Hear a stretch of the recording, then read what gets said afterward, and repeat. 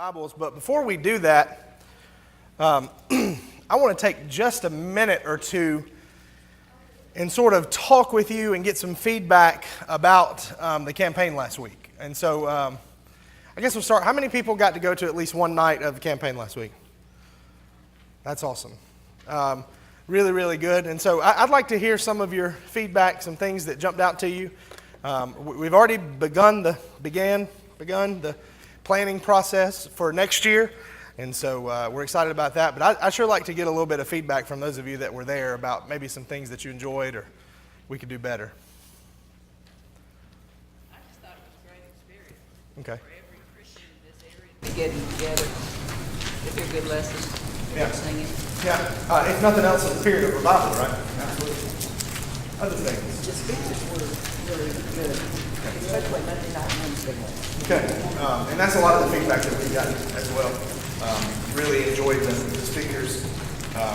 Brad is somewhat of an expert in that field. He does a ton of research on changing statistics in the family. He goes around and does workshops and seminars, so that's sort of his specialty. And Lonnie. I need somebody to go to the front and print some more. I don't know how. Okay. How many short are we? Quite a few. This row right here. This row. All right, who knows how to work the copier? Miss Brenda is our copier. She's going to make them right now. And Lonnie, and I don't know if we really publicize this enough, Lonnie is a licensed professional counselor. So that means he deals every day with, he does bereavement counseling, he does counseling with kids, and so that certainly is one of the things that he deals with every day as well. So, and that's one of the reasons that he was chosen. So, Ken? Jeremy, I'll share you with somebody else. Anybody that was there, Houston Act, the next day had to think about that road. I mean, and I know some people say they've seen that before. I never had. Well, I didn't, so you missed that Sunday when I used it. So I thought that was really funny. Yeah, he stole it from me, who stole it from somebody else. But so I'll tell you, and I thought it was kind of funny, and I picked on Lonnie about this. I did that one Sunday, it may have been a Sunday night, I don't even remember what it was, it's been probably a year or two ago. But I had a rope that's about this long, it had this much painted black, and we talked about that. I didn't think about bringing 150 foot of climbing rope and just keep doing it. So, but that was good. And if you didn't think about that, you missed the whole point. And we do focus so much on the little things that are so important in there and our status and all that, and we completely miss the point that eternity awaits us. I agree. Jeremy, did we have a lot from the community that were not part of the church? We did. We had, I think, about 10 or so people that registered that we've been able to talk to. And I made some calls this afternoon, and people that came from various locations. We also had people I know that didn't register that came. We have had people that have viewed it on YouTube and on the website. We have people watching it live on ETC. And so it's something that was well known out there. I know that I've had several people that I know in the community say, oh, I watched it at home or I did this. And so especially for the first time, I think we really did good on community awareness. We're just talking about, Curtis, you came in late, about any feedback from the campaign, if everybody enjoyed it. Justin? Braxton had a wonderful time, and that the children's section was very well organized, and he begged to go back every night. I heard Braxton wanted to leave here and go to church there. So. He said he liked that church. Yeah, he liked that church. Yeah. And huge thank you, by the way, to the puppet folks. I cannot think of anything worse than putting a stage together and sticking my hand in a sock and doing this, but kids really seem to enjoy it. So I know we had kids that gave up their night to go and do the puppets and puppet team coordinators. I know Tracy was one. Who were the other puppet team coordinators? Wendy and Candy. So Candy and Wendy and Tracy, we owe them a huge debt of gratitude as well for doing that. I think the kids did it. Let us thank you for just one. No, but yeah, definitely thank you to the And the kids. teens hung around and helped a lot with the kids section. I kind of wanted my kids to go in the auditorium and they stayed, which was fine, but Yeah. And that's one of the things that we've been talking about too, is how, because we want our kids to be in there and some of our families to be in there too instead of being stuck. So we've talked about that as well. Brent? I think the first night was a wake-up call to see how things have changed. probably the majority of people in here are at least in their 40s or 50s. And they can see, or older, but they can see how things were different when they were growing up than it is today. And that first night, it showed you why things are different. I took that link and I sent it to everybody that I do emails with.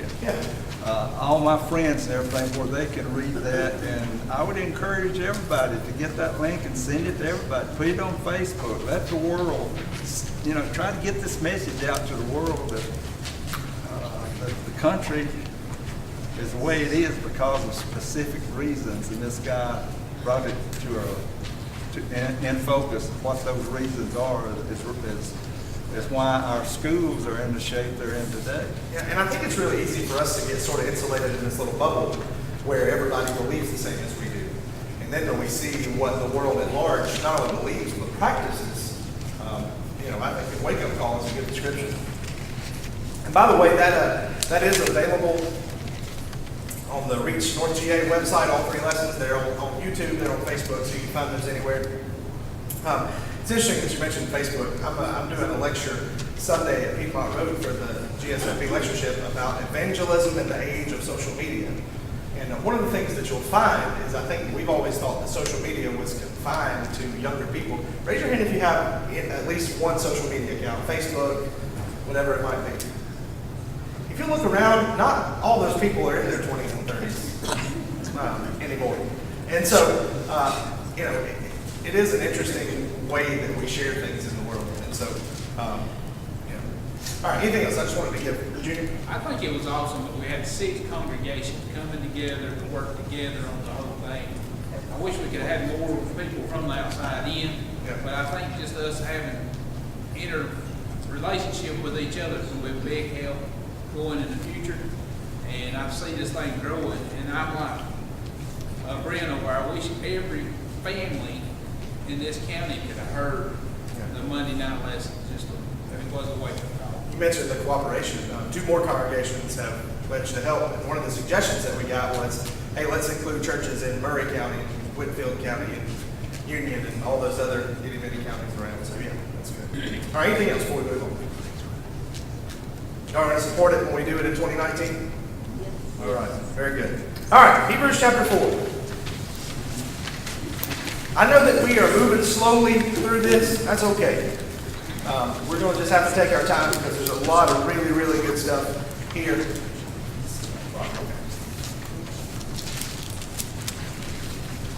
So where we sort of left off last week, we were in chapter 4, and we spent a lot of time talking about rest and what that rest was and all the things that it mentioned. And we were sort of talking about, we'll pick up in verse 11.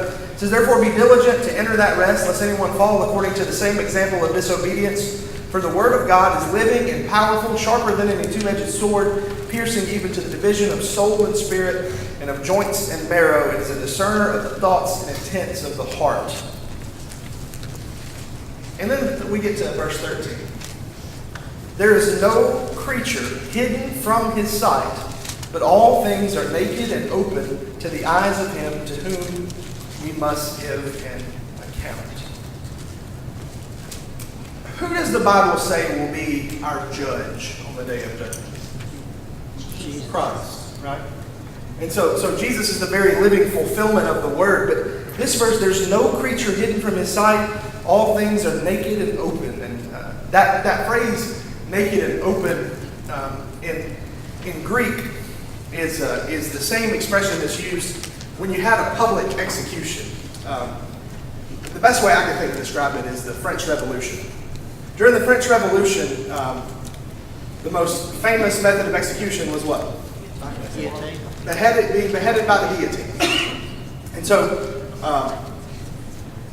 actually I think that most of the time they did the guillotine when you lay it like this, but just for sake of this, imagine that you were laying face up and looking up at the blade. And the blade was meant to come down on the throat. You know, traditionally, before the guillotine, that's the way beheadings were done. You sat back and they brought down the blade on your throat. That's the expression, that's the word picture that we're getting here. That the way that we're viewed viewed by God and by Christ is with the same vulnerability as somebody with their neck laid open and laid bare, ready for the blade to come and execute. And so that's a powerful way of understanding. When that blade's coming down your throat, there's no running and escaping or hiding. And as it relates to God's judgment through Christ our judge, that's the way that we're seen. And, there's countless verses in the Bible that talk about there's no hiding from God. David said, God, wherever I go to hide, there you are. And so it's saying that as it relates to being judged, so we're given who the judge is and what will be judged by the word, there's no escaping that. And we are laid open and laid bare. We're naked in the same way that person being executed was. And I love that word picture there to help us sort of get what's going on. Comments about that?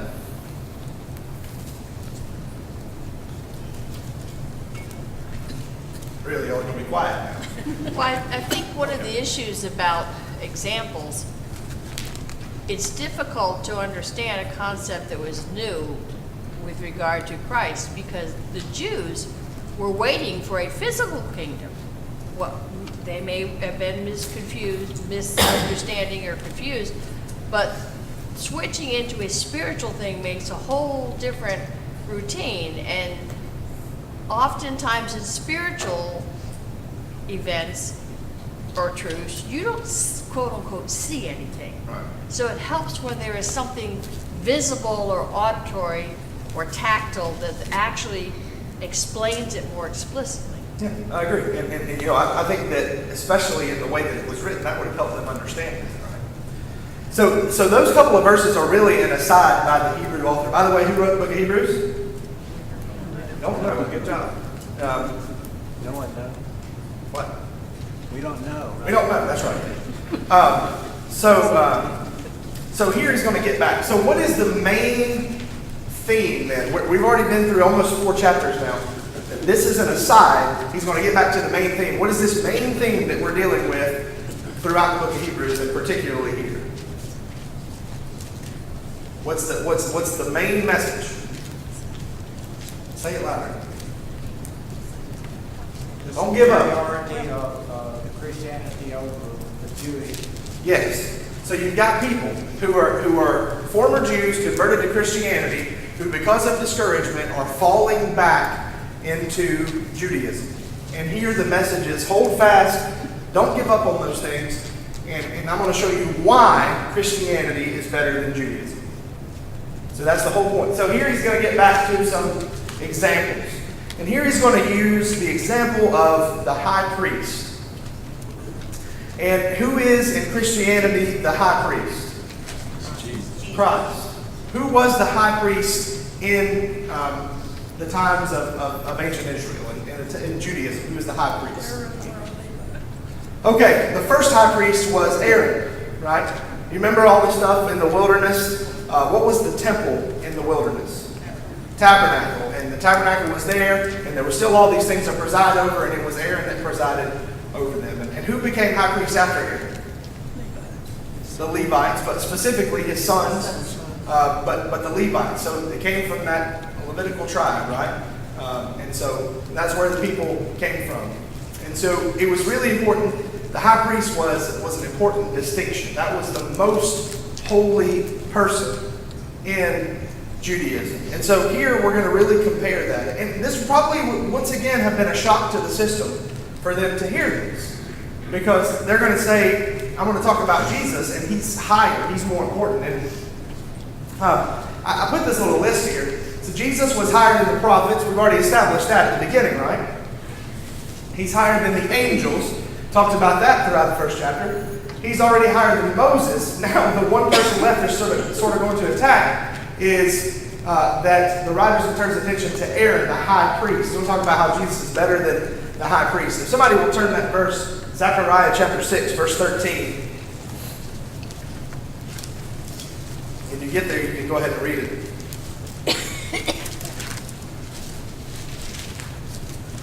Zechariah chapter 6, verse 13.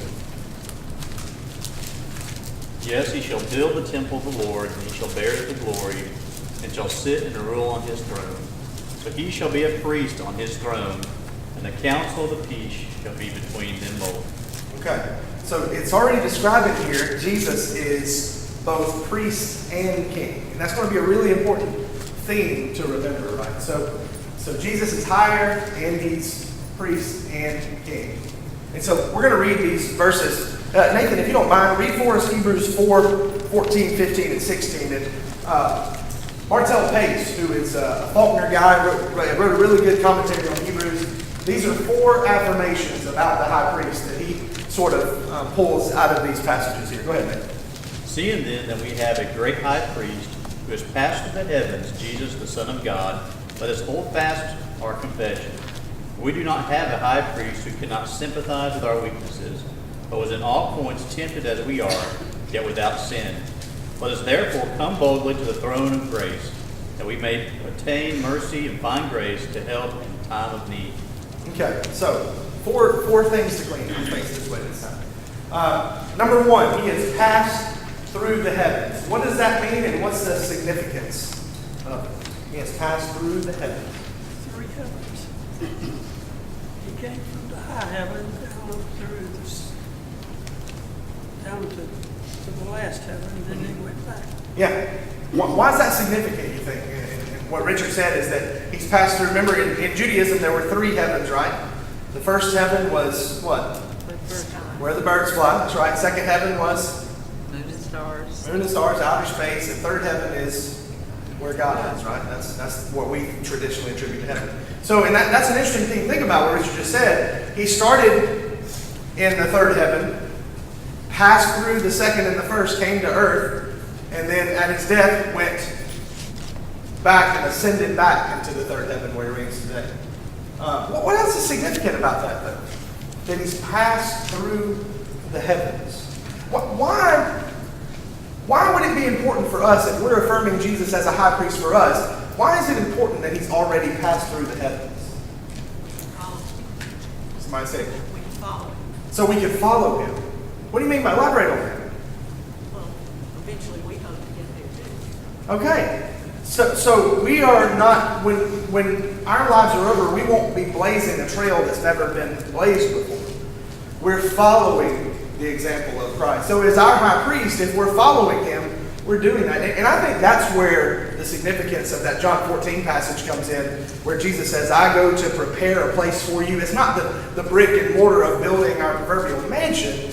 It's blazing that trail. It's going down that path for us to prepare. You guys, most of you that have lived here your whole life, go through mountains, right? And go through trails. Rob, what's that trail like that y'all hiked on the other day? Pretty narrow. Down. It's what? Up and down. Up and down, right? It's not what you would call a road, I don't imagine. Think about that's pretty scary to go and follow Mark Pettit through a trail that you don't know where it's going, right? Amen. Yeah, so that'd be kind of scary to do. But when you are driving around and you end up at a place, even if it's dirt, and you see this long road, it's not as scary, right? So why is a dirt road through the mountains less intimidating than an itty-bitty path through the mountains? Because you can't see what's ahead. You can see what's ahead of you. I think that's a good point. What was that? It's been traveled before. It's been traveled before. Somebody's already gone and gotten it ready and prepared it for you, right? And so I think that's the significance of saying that Jesus has passed through the heavens. Not only can we trust that he's eternal, Mikey, not only can we trust that he has sits at the right hand of God, not only can we trust in his deity, but we can trust that he's prepared a way for us to go. I think a good way to look at it too, Jeremy, is that in the Bible, he's called the way, but what it amounts to is he knows the way. Yeah, he knows the way. He was deity. He had to give that up willingly, not like God took it from him. But in different accounts of the Bible, you'll see to where he was limited to what he could do spiritually of any powers. And we'll discuss that later. Yeah. But anyway, what I'm saying is that he had to know what it was like to be us, to be a man, emotionally, the whole 9 yards. He made himself a slave, which was as lowest as what you could possibly be. And he's saying, you know, you're no better than me, but I have prepared something. I've got something. You haven't went through nothing I have. You know what I'm saying? Well, and that's kind of, I'm glad you brought that up. That's a good segue to the second part right there. It says that he can sympathize with our weaknesses. He can sympathize with our weaknesses. What does that mean to you? I need to just explain some of it. He was a man. He knows what temptations are and what weaknesses we have. Yeah, I'll never forget, and this just stands out to me. I was in a 7th and 8th grade Bible class at camp one summer, and Jimmy G was teaching that. Jimmy G is a professor at Faulkner now, and I've known him since I was a little bitty boy. And somebody said, "Mr. Jimmy, could Jesus have had a girlfriend?" And we all snickered and laughed, you know. And I started thinking more about that as I got older. He was at all points tempted as we are. You know, did we read about him having a girlfriend? No. But would he have had to deal with attraction to women the same way that every man does? Absolutely. You know, I'm guessing he was probably pretty popular with the ladies. He could have had somebody following around. I'm not kidding about that. But in all points tempted as we are, right? And I think that we sometimes lose that. We think, oh, I'm going through this thing, and God can't understand it, Christ can't understand it. But the whole point of him being our high priest is he can understand it. And that's really a comforting thing to think about. Barry? I was going to say, you know, I think now, talk the talk, walk the walk, and, you know, sell these what I call fake preachers, and they do a lot of talking, but they don't do much walking, if any. Yeah. Jesus got his hands dirty, so he was a leader that led and served. Absolutely. You know, You can't stand still in the kingdom. yeah. You think about, you know, I think about financial struggles. Jesus understood poverty, didn't he? Where was Jesus' home? He didn't have He one. didn't have one. He didn't even have a tomb to be buried in. Right. We think about, you know, well, you know, I'm having a tough time of it, you know, in my job. Well, Jesus understood. Well, you know, I'm having a relationship with people that in my family that don't trust me. Jesus dealt with that, right? So we have all these things that we think about are such unique struggles, but we have a Savior that went through them. I'm still thinking about point one, and piggybacking off of what Richard said. You know, the high priest had direct access to God, and you know, through the three heavens, Jesus has gone really to the ultimate place where God is. But back when there was a high priest, they had to go through the three levels of the temple as well to get to God. So I think that even helps to relate even further. There's some symmetry there. Yeah, it's really interesting. Yeah, absolutely. You know, if you didn't hear what Nathan said, he was talking about the symmetry between the high priest having to go through the three levels of the temple versus Christ having passed through the three heavens. And certainly, I think that's something that they would have understood in that. You get a gold star. Good job. So he's passed through the heavens. He can sympathize with our weakness. And then the third point, it says, he was in all points tempted as we are, yet without sin. And so, one of the things that comes out of that is that he learned obedience through temptation. Where's the very famous passage about temptation that we see with Jesus? Matthew 4. Yeah, Matthew 4. What were the temptations that he faced? Do you remember the story? Go ahead. Well, hunger was one. Hunger faced the temptation. Pride. Pride. Can you imagine that picture? You see all that? You can have it. I can make it yours. And people say, well, he was Jesus. Of course he wouldn't have done that. And Anita made the point, and I wasn't sure about the way she worded it, but I think she's right. He didn't have any special spiritual powers in resisting temptation. Certainly he had gifts that the Holy Spirit gave him that allowed him to do things that other people couldn't. But he didn't have any special power. Did the apostles have special powers from the Holy Spirit? Did they have special powers to resist temptation? No. What's the very famous example that we think about? Judas, right? What was the temptation that caused Judas to betray Jesus? Money. Money. Brent? I kind of have a problem on that number 3. He learned. I don't think Christ learned anything. He knew everything. So it could be he practiced obedience through temptation or something to that. You direct your complaints to Martell Pace. Yeah, I can see that point that he would have known obedience. But you think about Philippians chapter 2. It talks about his humility and his obedience. So maybe he didn't learn it as a new thing, but he practiced it and perfected it in a lot of ways as well. It's a good point. He talks about he grew in wisdom and How stature. to overcome temptation. Yeah. And when he was tempted, he always turned back to the scripture. That's a good point as well, maybe. Oh, that Jesus grew in wisdom and stature. Talks about that specifically. Yeah, absolutely true. I like what Richard said. He said that whenever he was facing temptation to get through that, he turned to the scripture for guidance. I think that's an important lesson for us to learn too. Then the fourth point, he is the source of our salvation. I think that's what 16 gets to. It says, let us, there's another one of our let us statements. We've got two of them in this little passage. Let us therefore come boldly to the throne of grace that we may obtain mercy and find grace to help in the time of need. So not only is he the source of our original salvation, in that his blood is what cleanses us from our sins, but in my estimation, he's also the source of our continued salvation, is he not?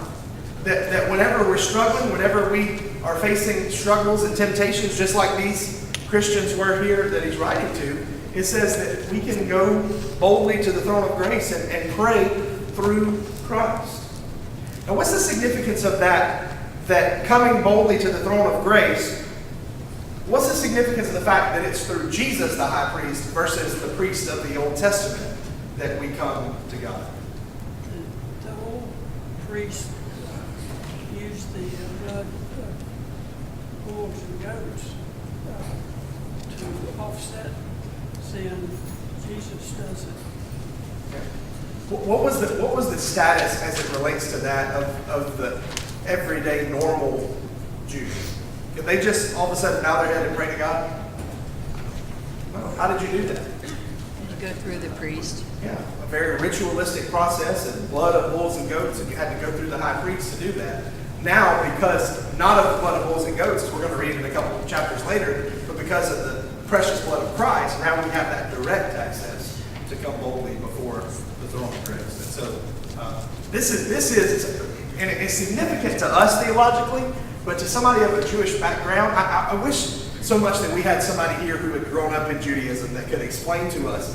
Because if you were to go and talk to a Jew who doesn't believe that Jesus is the Messiah and tell him Jesus is greater than your angels, he's greater than your Moses, he's greater than your Aaron, he's greater than your high priest, he's everything. That would have been a paradigm-altering revelation for them, and they would have thought that was just pure sacrilege. But it's the explanation of who Jesus is in their lives that will hopefully make these people turn away from Judaism and to Christ. That was why Paul was trying to persecute the Christians so much, because he believed all that. He was very sincere in his Jewish belief. And we find it so incredulous that Paul would persecute Christians, but we take a religious system. Islam would be one that would be very well known right now. And we see Islam, and what do we think about it? Particularly as we think about radical Islamic terrorists that we see. I mean, how do we feel about that religion? We don't like it. No, we have a very hard time with it. Now, maybe we're not going to try to throw everyday Muslims in prison like Paul was with Christians, but we have a very adverse reaction to it, don't we? And so we can imagine how these folks would have been feeling to see their religion under attack by somebody that they thought was a false teacher. So anyway, that's the end of chapter 4. Questions or comments before we move it? Chapter 5 is going to continue in this discussion, so we're certainly not putting a bow on this. Another significant factor of a comparison between the high priest and Christ, they were both fully human. Only Christ was also fully spiritual. And so going through the priest, you were still going through a human, and it was still you were going through a sinful human, because all sin. But when you go through Christ, you're going through going through a human who is now spiritual, who was perfect, without sin at all. Yeah. Yeah. And a lot of those comparisons we're going to pull out right here. Somebody, if you would, read we'll go through it verse at a time. Verse 1 says, "For every high priest taken from among men is appointed for men in things pertaining to God, that he may offer both gifts and sacrifices for sins." I pulled this quote from a commentary. I like this description of the Jewish high priest and sort of what it describes. It says, "Without doubt, the earthly splendor of the Jewish high priest was a factor of seductive influence on Christians, especially those of Jewish background. His rich robes, the extravagantly ornate breastplate, the unique privilege of entering the Holy of Holies on the Day of Atonement, his status as judge and president of the Sanhedrin, his dramatic influence as the official representation of the Jewish nation, more especially at a time when they had no king, the traditional descent of the office from the sons of Aaron and reaching all the way back to Exodus, and the grudging respect paid to the office even by Roman conquerors, all these things and many others elevated the Jewish high priest to a position of isolated splendor in the eyes of the people." Wow. Think about the most important person in the entire political system of Judaism. It's the high priest. And I know a lot of the time we just think about the high priest as a religious man. And he was. But according to this description, what else was the high priest besides a religious man? Well, let's think about the Sanhedrin. For one thing, he's the presiding official over the Sanhedrin. Who were they?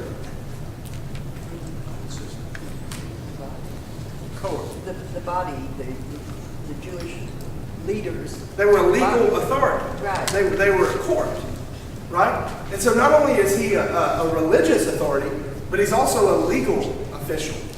Let's just imagine that, we'll use the position of elder here. It's of course not the same as the high priest. Actually, I'll pick on myself. We'll use the preacher as the high priest. So let's say that on Sunday that my job was to get up and to preach. But also, after service was over, I took my suit, jacket, and tie off, which I'd love to do, and I put on a robe. And I came out, and you brought all legal action that needed to be dealt with for members of the church before me, and I sat back and ruled on the legal action. Not a lot of power for one person. Think about that. That not only was he the religious official, he's the one that made those decisions, but also he was the legal authority. Do you think they looked at the high priest like the Catholics look at the Pope, and he really has all authority to make any rules or anything he wants, and they respect him so much? Yeah. But maybe the high priest even more, right? The only thing, I don't think the high priest had infallibility like the Pope does. But certainly that's a fair comparison when you think about the authority. But The high priest could actually have a conversation with God. yeah. And I don't think the Pope can do that. Yeah. Maybe kid. Yeah. Listen to some of the other things, though. Not only was it the political influence, the legal powers, the religious authority, but his rich robes and extravagantly ornate breastplate. So he had things that he wore, a uniform that made him so special. When somebody saw him, they said, "Oh man, that's the high priest." And so there are two things that stand out about this and just make me think about it.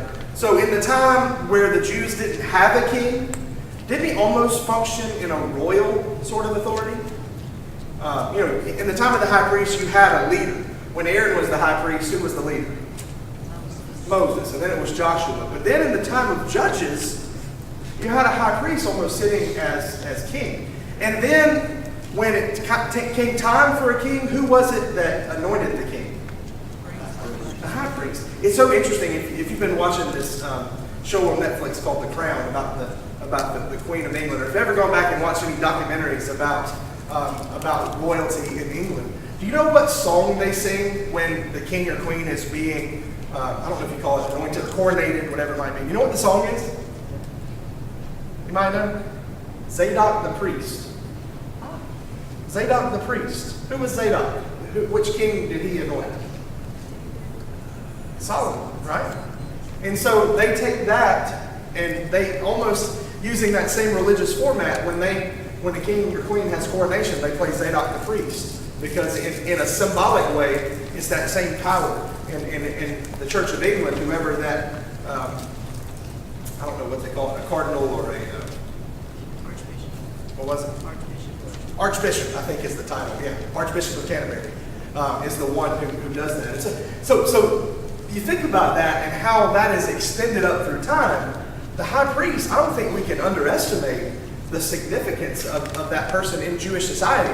But not only in Jewish society, the Roman officials did that as well. The Roman Empire was not a religious organization. They were a culture that believed in many gods, but they didn't impose any sort of religion on people. So when they went in and conquered a place, they let them keep their own religion, and they recognized the power and authority to the local people of the high priest. And so I think that it's so significant here to say that, yeah, Jesus is this point of a high priest. And there's some things that we can draw out. Well, let's look at these first. So verse 2, he can have compassion. Well, let's go back to verse 1. So the high priest is taken from among the people. He's taken from among not every group of people, but which group? Levites. The Levites, right? So he's taken from among the people. And he is appointed for men in things pertaining to God. Some versions say he's appointed by God. So he's appointed to do all the things that have to do with God for the people, right? He may offer both gifts and sacrifices for sins. He can have compassion on those who are ignorant and going astray, since he himself is also subject to weakness. I'd be interested to see what verse 3 says in some other translations. Maybe somebody that's got an NIV or ESV. What does verse 3 say? Because of this, he is obligated to offer sacrifice for his own sin, just as he does for those of the people. Okay. I'm sorry, verse 2, not verse 3. I was confused. He can deal gently with the ignorant and wayward, since he himself is beset with weakness. Okay, I like that. Is that NIV? Is that ESV? ESV. ESV. He can deal gently with those who sin, because he understands weakness. Because the high priest is what? A man. The high priest, and I know we never talk about this, but when he was offering sacrifices for the sins of others, guess who else he was offering sacrifice for? His own sins. Now, doesn't that sound a lot like this? He can sympathize with us because of our weaknesses. Then we read about the high priest. He had compassion. He could deal gently because of his own weaknesses. Anybody say anything besides compassion or deal gently in verse 2? Mine says ignorant and misguided. Okay, yeah, the ignorant and misguided. He has sympathy with them. I think that's interesting as you make that comparison between the Jewish high priest and Jesus.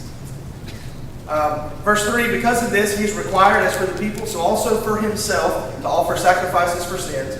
And no man takes this honor to himself, but he who is called by God, just as Aaron was. So the high priest was, the high priest was taken from among the people, appointed by God, had compassion on those he represented, and that's not right. He doesn't take glory for himself. Somehow those two fours got mixed up. But he didn't take glory for himself. So, this is Christ as our high priest. These are some things I believe that are being said here. And we're going to have to leave off here. The writer's thesis in these two chapters is that Christ is vastly superior to the Jewish high priest. And he's going to get to that here in the next little bit. Secondly, Jesus had compassion on all people just as the high priest did. And I'll give you a reference there. Jesus was perfect and eternal. And then back to our original point, Jesus was priest and king. And we're going to read that in verses 5 through the end of the chapter, through verse 11. We got about a minute left. So what we'll do, actually in 2 weeks, I'll be going next week, but in 2 weeks, we're gonna finish chapter 5, and what's going on up through verse 10 and 11 is this comparison of how Jesus is a priest forever, right? And we're going to get down to him being called from the order of Melchizedek. And then verse 12 through 14 are going to be another aside, another break from that main point. He's going to talk about spiritual maturity. There's certainly a great discussion that we can have from there.